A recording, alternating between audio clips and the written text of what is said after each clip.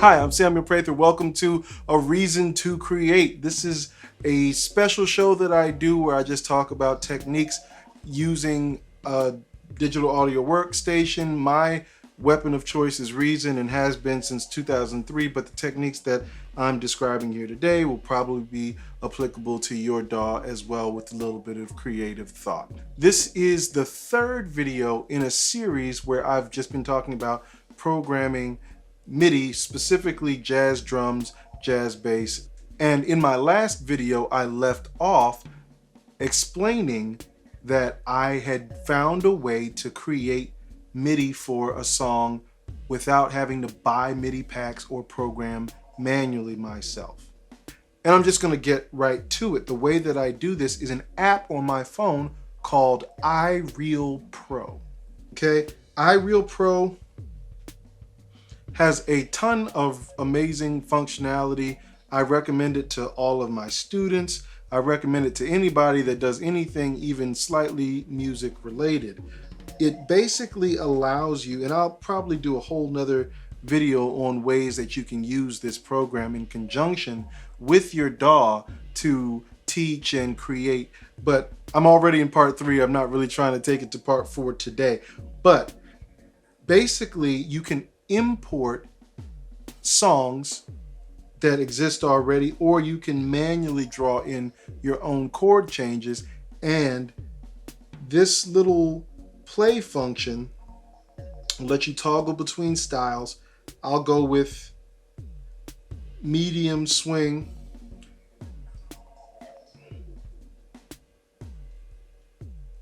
And let's go with the classic, All the Things You Are. I have the option to choose the key. I have the option to choose the speed.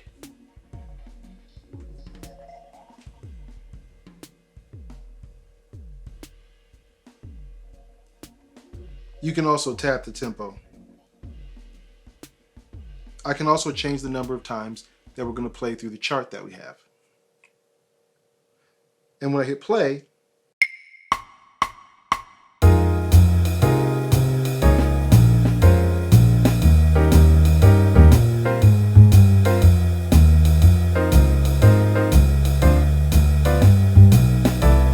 okay, so I know what you're thinking. That doesn't really sound that particularly appetizing.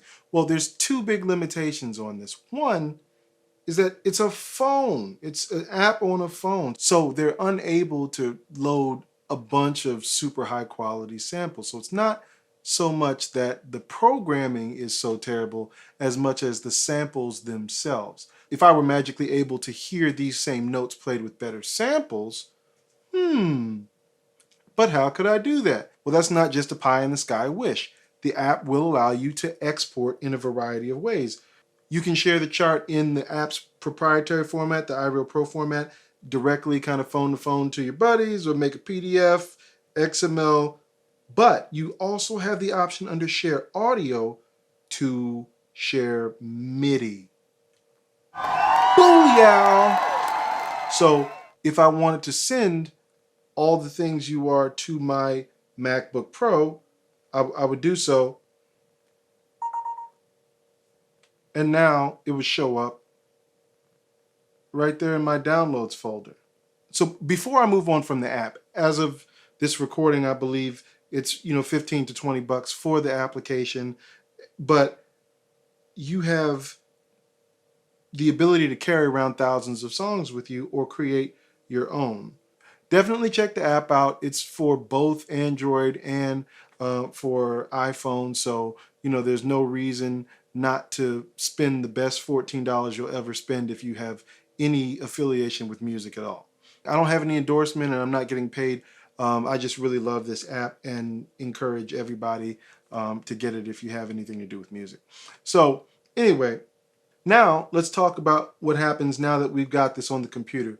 So I think I did this earlier. So All the Things You Are. Notice I can just drag it straight into Reason.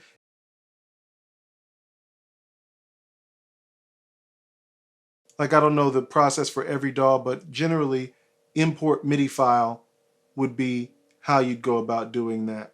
But it's just kind of cool that Reason will let you just drag it right in. Let's hear what it sounds like just as it is. This is all default MIDI instruments that get called up by Reason when you drag those files in here, and we get this.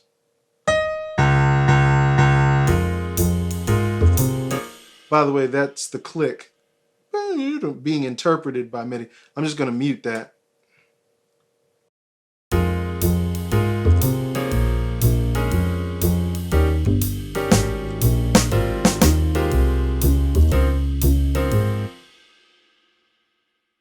And if I'm not mistaken, that actually sounds better than it does on the phone already, just by moving it into Reason. Reason's default MIDI instruments, for whatever reason, just, sound a little bit better to me. But not really good though. So what we're going to do is start switching these out. The drums, I'm going to switch out with this Jazz Club preset that I have. I'll leave a link in the description. I drag over, and now the drums sound like this.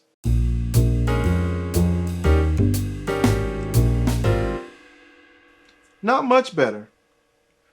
But if you watched my last video where I talked about making bass lines sound realistic, and the one before that about making jazz drums sound realistic, I'm going to follow those same guidelines here, make a couple changes to make this feel a bit more realistic. So the first thing that I'm going to do is take all of these hi-hats that are hit with a stick, because that's not how jazz drummers hit the hi-hat.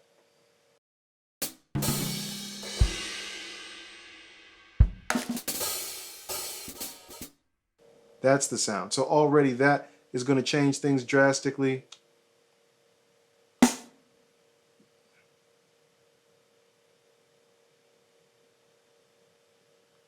And then the other change is that, for whatever reason, they program the bass drum as being on B instead of on C1. So now, just by moving that there, we'll now be able to hear it. And I'm also going to go ahead and, while I have these selected, I'm going to go to my tool window. You can go to that by tool window, F8 on my computer. Whatever the quick key is might be different based on whether you're using Windows or Mac, but that's your tool window. And I'm going to add 20 to that kick drum.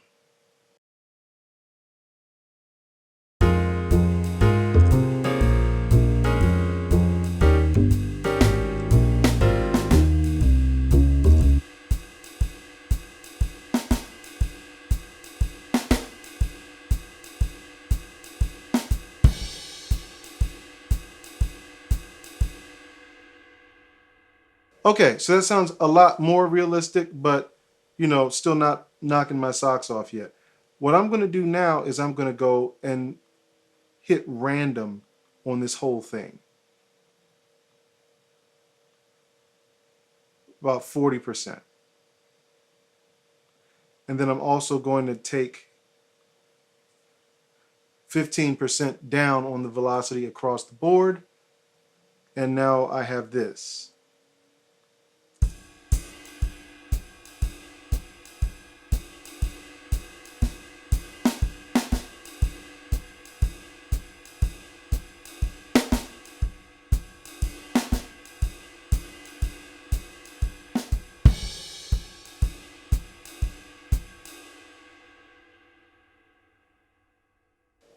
So that already sounds a ton more natural to me than it did when it first was imported. Okay, so, set your clock, by the way, and keep track of how long this is taking. I think I've been working on this for about 3 minutes so far. But, let's put a little clock in the bottom, Video Magic, and you can see how long in real time this is taking.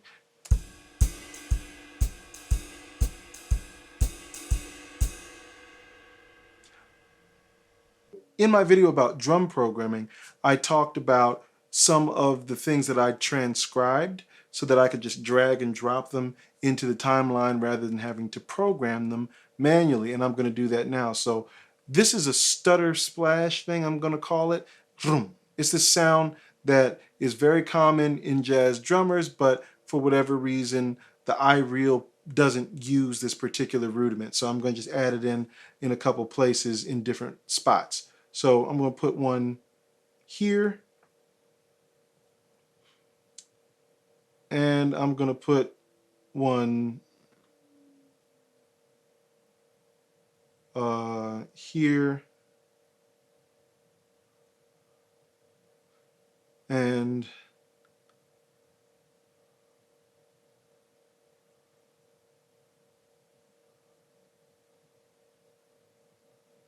let's also do some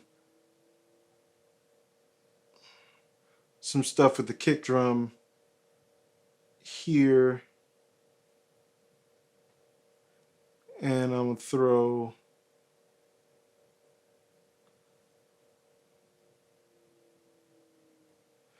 and I really don't need to do too much of this because this is already super dynamic.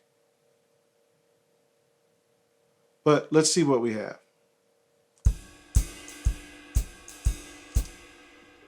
This is the first. You hear that?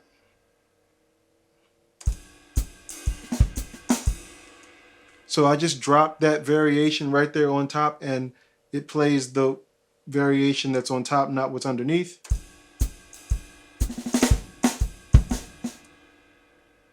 Ooh. Little kick, little punch there. Boom, boom.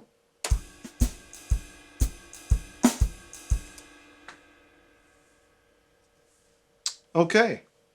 So let me just add a few kind of random things here. Here's my Jeff Tain Watts 4 drop. And a Sammy Davis Jr. 4, which is also a real cool lick. And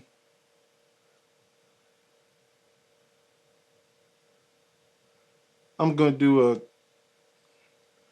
a few fills. And keep in mind, I can move these around at any point. This is completely non-destructive, which is another really kind of cool thing about this.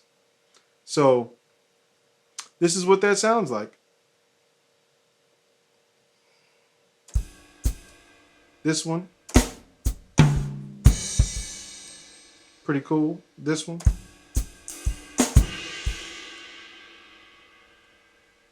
This one. And this one. Whew. Okay. Let's pretend that I've actually listened to this and I love everything. And I'm just going to join all these clips together once I'm done so that I can go in here, get my ride cymbal, 2 taps to select all the ride cymbals,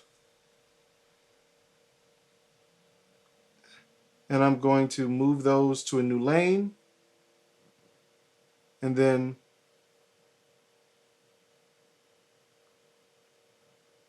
I'm going to take this new lane, name that my ride cymbal.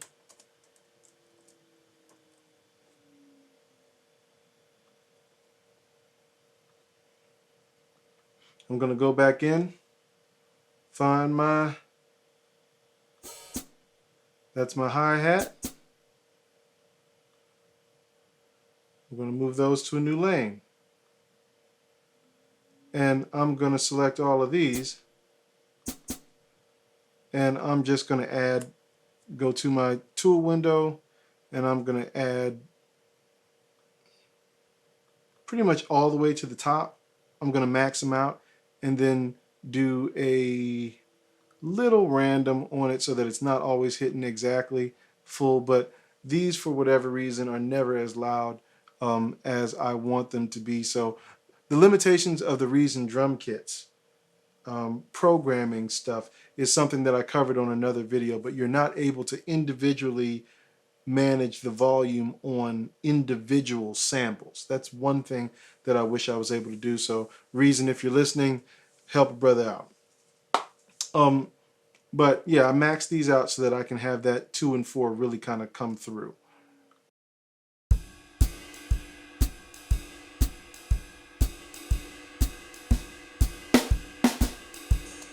So we want that 2 and 4 to really come through. Now, the next thing that I want to go in here and isolate is the kick. So I'll take that, move those to a new lane. I'm not going to do anything with them just yet, but now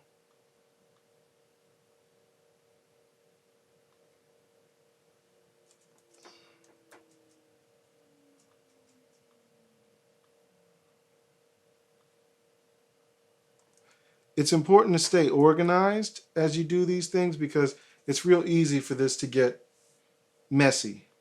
Now, if I'm not mistaken, everything that's left should be some form of snare drum or tom. Okay, so all of these,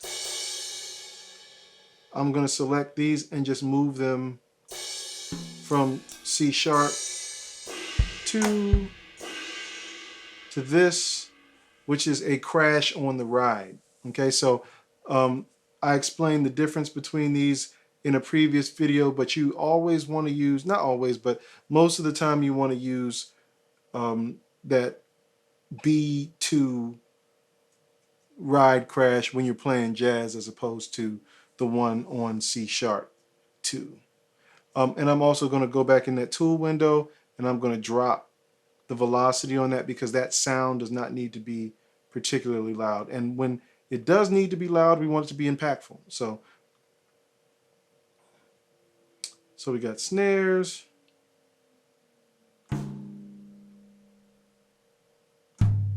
What we're going to do is we're going to take all of the notes that are on this low tom, move them up, and then, whoops, actually I want to do the high tom first.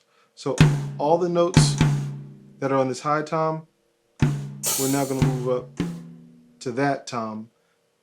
Sounds a little bit more like a jazz cocktail kit to me. So now, yeah.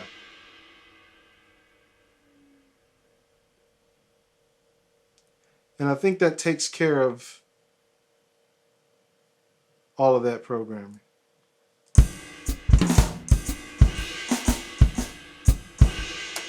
Woo! Okay, now we're getting somewhere. So now when you listen to this,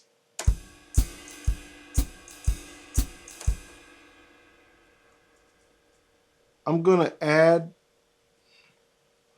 a little to that ride cymbal, 20 in terms of the velocity.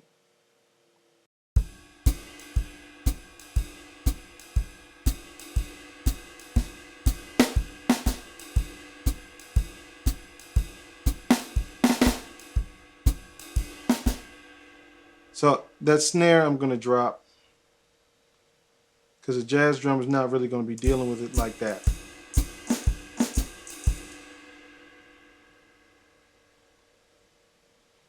I'm going to take a little bit off the velocity curve from the snare drum because, you know, that doesn't really sound like a jazz snare at that volume. I'm going to go down.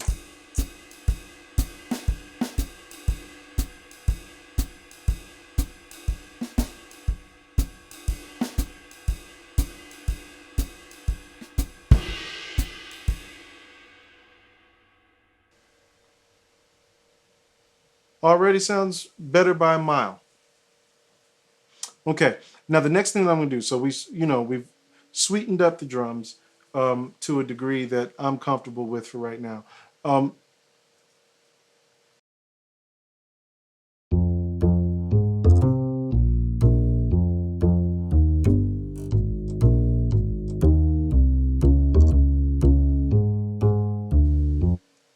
It doesn't sound terrible, but I'm just going to go in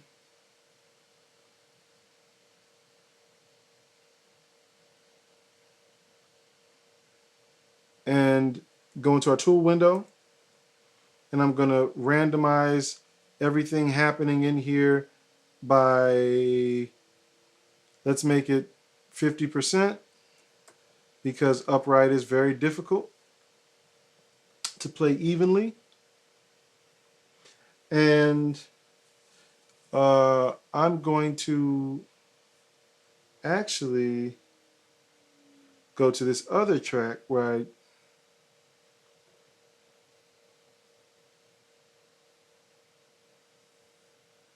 made my upright tune. Let's save that. In my last video, we made a little variation to an NXT upright bass patch so that every other note was played slightly out of tune. So hopefully that little subtle difference will make some difference here. All right, so keep your watch on that clock for me. Okay, so I haven't spent a whole bunch of time, but we're just trying to quickly make 3 choruses of this. So I'm just going to take that thing that I just saved, that patch,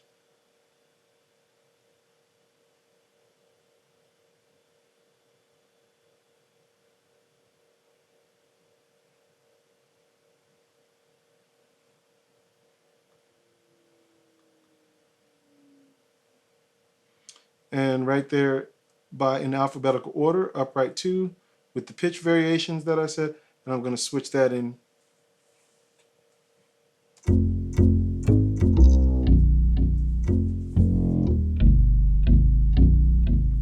Okay, all those slides and things are velocity cued, so I'm going to change the velocity, so I'm going to scale it down. And let's see what we have now.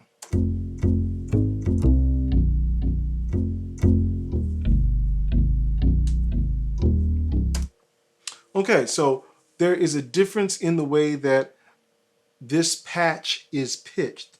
It's actually sounding an octave below where the other patch was that came up automatically. So I'm just going to go ahead and change all of these. Go back in my tool window, change them by 12 semitones or an octave. And so now this should sound more natural.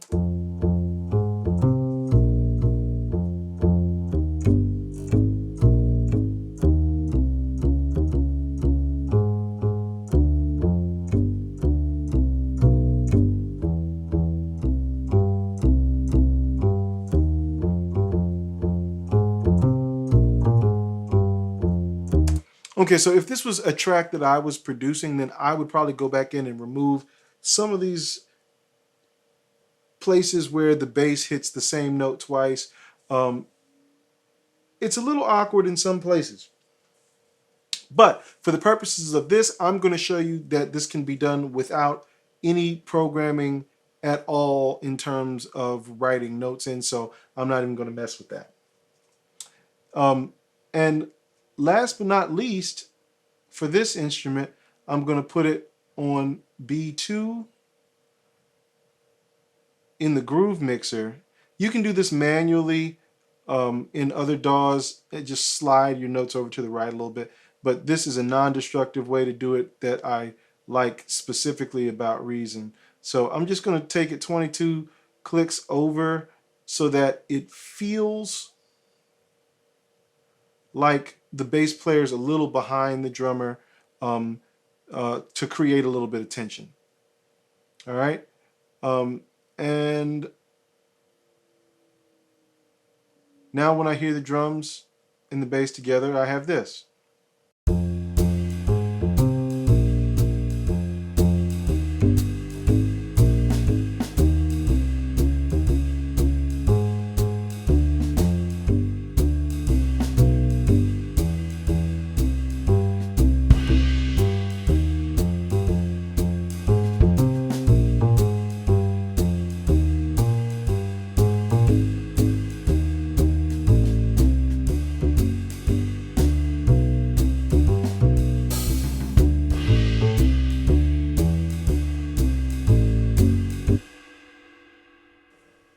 Okay, so that actually sounds not half bad, especially when you consider that this only took, a couple seconds for me to export out of my phone. It took me much longer to split the drums up and kind of make those little tailorings to it. But this is very fast considering that I just made 3 minutes and 36 seconds worth of music on 2 instruments with patterns that do not sound at all repetitive or fake. Now, last but not least is the piano. I mean, the piano, I'm not a huge fan of these patterns.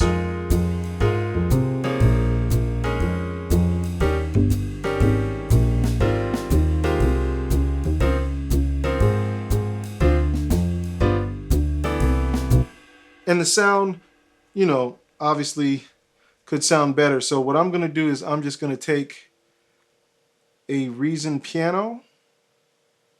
Actually, no, I'm going to go with a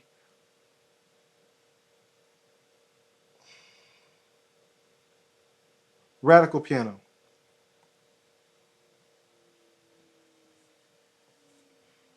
And where is it? So the Radical piano is just a kind of more house sounding one. I'm going to go with floor mics and the jazz mics. Actually, no, ambiance and jazz mics. Let's see what that sounds like. I think that alone is going to make a huge difference.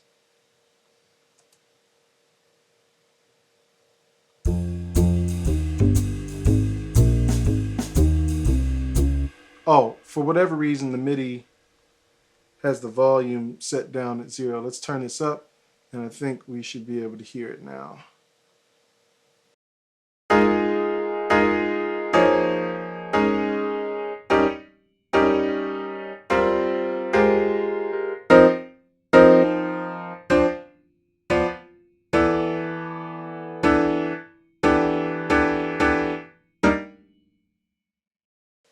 Okay, so that sounds pretty bad. But it's not because of the sound of the piano, it's because of the programming. If we open up, we know that all the velocities are exactly the same. No real piano player would ever play that way. So what we're going to do is we're going to select these, go to our tool window, and we are going to add a massive random, 50%. And then I'm going to scale all of it back down to 86%. So a lot of random in the MIDI notes and then a cap on how high they got, so we have not just a bunch of banging. And so just those 2 actions, and now it sounds like this.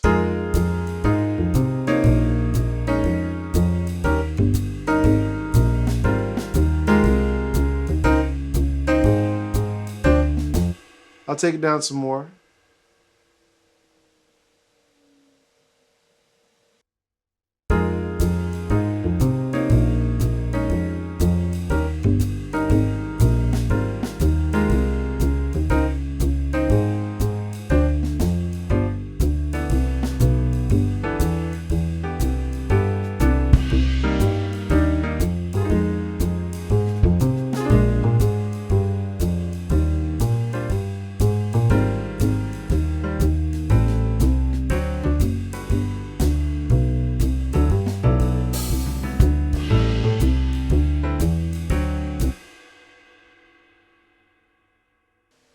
Okay, so I could go through and find a different piano sound, one that's more kind of like, I could go through and use a more clean piano sound if I wanted to, but this to me really sounds like the kind of thing that most of us are subjected to when we go to a jazz club for a jam session. So anyway, this is at 120. The best part about this is that I can put this at any tempo that's reasonable. It's not limited that way in the way that a loop would be limited if you tried to speed it up or slow it down. So if I took this whole thing up to 160,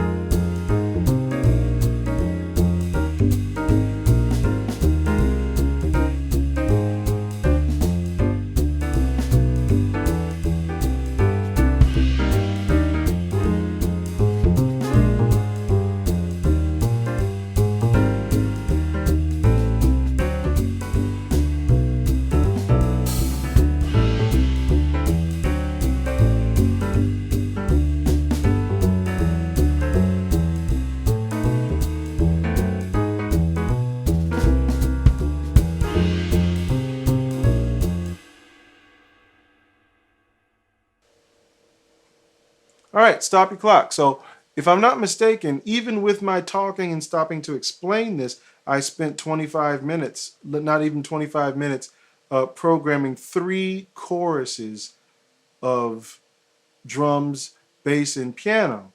And it's a little scary, to be honest, because I know as a musician, the ability for somebody that doesn't even play any instrument at all to be able to come in and create this in that amount of time is pretty frightening. But this is a style of music that I love, and I would hate to protect the knowledge of it at the risk of it going away. Only 1% of people listen to jazz or something like that. It's only 1% of the market share in the music marketplace, and I don't want it to go away. This is something that's definitely very valuable, and I want to be able to pass down to future generations. Okay, so this doesn't sound bad at all to me. In fact, I think it's pretty convincing for most people that aren't going through it with a fine-tooth comb. And, even if they are, they would be hard-pressed to find errors that are just unforgivable, considering that this isn't even mixed, right? So at some point, sure, we get to the mixing process, probably send the drums over to one side, to get that old sound, put the piano on the opposite side of the room.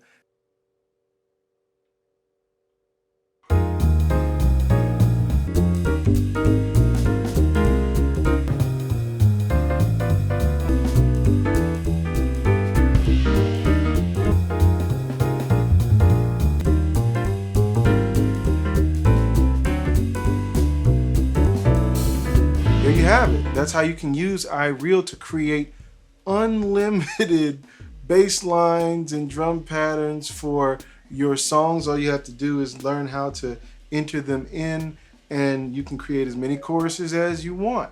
And I think this is amazing. I'm sure there's probably some point where it repeats or sounds a little bit the same to somebody who's really paying attention. But I think the level of realism that we have here is plenty to practice to and not feel like you're just playing with a machine. It's plenty for students to work out with. I think this kind of thing would be cool also if you're playing for tips outside somewhere. Just, throw that on your speaker and you have a band. So hopefully what I just proved was that all you need is the iReal app and 20 minutes to create a talking bed or a practice track or a backing track for a ton of flexible purposes. Is this a full replacement for a real band? Of course not.